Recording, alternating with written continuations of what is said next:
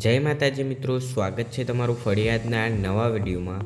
તો મિત્રો, ખેડૂતો માટે એક બહુ જ મોટી ખુશખબર આવી છે, જેમાં પીએમ કિસાનનો 19મો હપ્તો 2000ને બદલે 8000 રૂપિયા મળશે।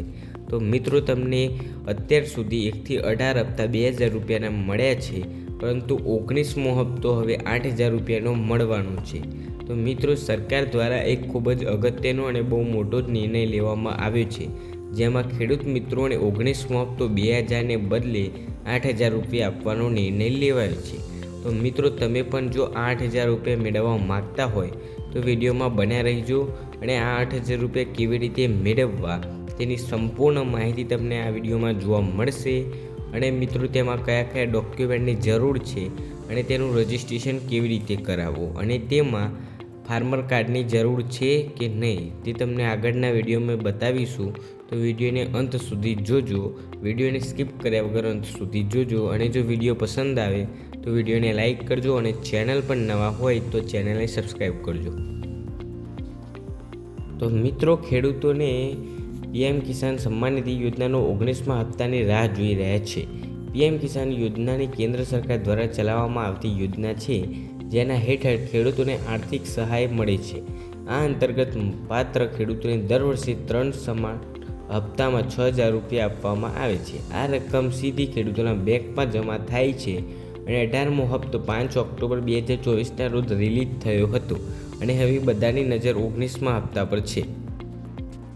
તો મિત્રો, ભારત સરકારની સૂચના અનુસાર એગ્રીસ્ટેક પ્રોજેક્ટ હેઠળ ગુજરાતના તમામ ખેડૂતોની ફાર્મર રજિસ્ટર્ડ તારીખ 25/3/2025 સુધીમાં પૂર્ણ કરવાનું આયોજન કરાયું છે, જ્યારે પ્રધાનમંત્રી કિસાન સન્માન નિધિ યોજનાના લાભાર્થી ખેડૂતોને આગામી ડિસેમ્બર માસનો હપ્તો મેળવવા માટે તારીખ 30 નવેમ્બર સુધીમાં ફાર્મર રજિસ્ટ્રી ફરજિયાતપણે કરાવવા માટે જણાવવામાં આવ્યું હતું।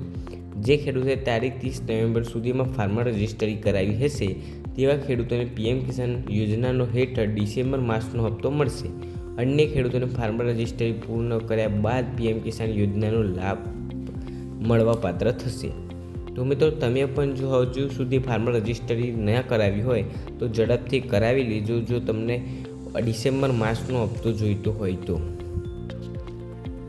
સરકાર દ્વારા તેની વિવિધ યોજનાઓનો લાભ લેવા માટે આધાર કાર્ડ અને રેશન કાર્ડને ઓનલાઈન લિંક કરવા માટે ઈ-કેવાયસી ફરજિયાત કરાવી છે।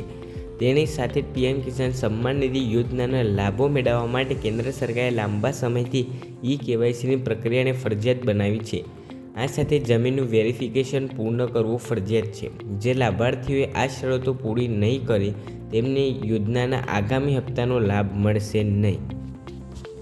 અને મિત્રો, કિસાન સન્માન નિધિ યોજનાનો 18મો હપ્તો 5 ઓક્ટોબર 2024ના રોજ રિલીઝ કરવામાં આવ્યો હતો।